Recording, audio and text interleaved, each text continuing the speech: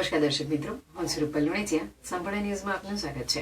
દિયોદર તાલુકાના નવા ગામના ઘરના મોભી બે સગા ભાઈઓના અકસ્માતમાં મોત થતાં સમગ્ર પંથકમાં ભારે અરેરાટી મચી જવા પામી છે. જેમાં બંને સગા ભાઈઓના મૃતદેહને વતન લાવવામાં આવતા આ ગામ આખું હિબકે ચડ્યું હતું. જ્યાં પવિત્ર દ્વારકા મંદિર દર્શન કરવા ગયેલા બે ભાઈઓના મૃતદેહ પરત ઘરે આવતા પરિવારજનોમાં હૈયું કંપાવી મૂકે તેવા દ્રશ્યો સર્જાયા હતા. જ્યાં બંને ભાઈની એકસાથે અંતિમ યાત્રા નીકળતા ગામમાં ભારે અરેરાટી સર્જાઈ હતી. મોરબીના પીપળિયા નજીક બુધવારે વહેલી સવારે બનાસકાંઠા જિલ્લાના અધગામથી નીકળેલા પગપાળા સંઘ દ્વારકા તરફ જઈ રહ્યો હતો. જેમાં પગપાળા સંઘમાં કુલ 11 લોકો સાથે હતા. જેમાં દિયોદર તાલુકાના નવા ગામના ભગવાનભાઈ લાલાભાઈ ચૌધરી ઉંમર વર્ષ 65 તથા તેમના નાના ભાઈ અમરાભાઈ લાલાભાઈ ચૌધરી તેમના મિત્ર નરસુંગભાઈ સત્તાભાઈ ચૌધરી સાથે પગપાળા જઈ રહ્યા હતા.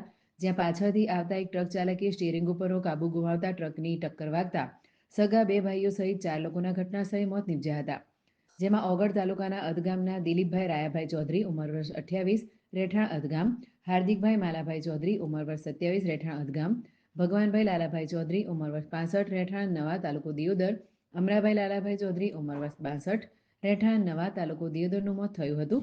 જેમાં નવા ગામના સાથી મિત્ર નરસુંગભાઈ સત્તાભાઈ ચૌધરીને ગંભીર ઇજાઓ થતા સારવાર અર્થે નજીકની સિવિલ હોસ્પિટલ ખાતે લઈ જવામાં આવ્યા હતા.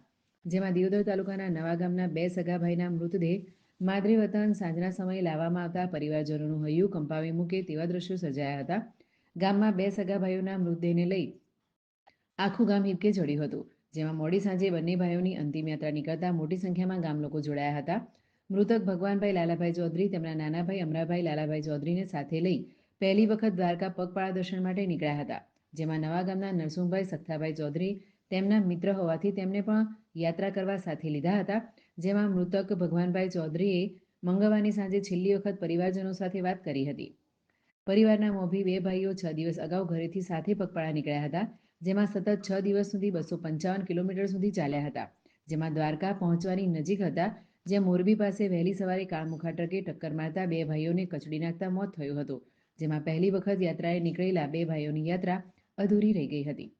મૃતક ભગવાનભાઈ ચૌધરીને સંતાનમાં એક દીકરો છે અને 3 દીકરી છે. જેમાં સંતાનોના લગ્ન થઈ ગયા છે. મોટો દીકરો ઘરે ખેતી કામ કરે છે, જ્યારે નાના ભાઈ અમરાભાઈ ચૌધરીને એક દીકરો અને એક દીકરી છે. બંનેના લગ્ન થઈ ગયેલ છે અને દીકરો સુરેશભાઈ ખેતી કામ કરે છે. જેમાં બંને મોભી ઘરમાં મોટા હોવાથી બંનેના મોત થતા પરિવારજનોમાં માતમ છવાયો હતો.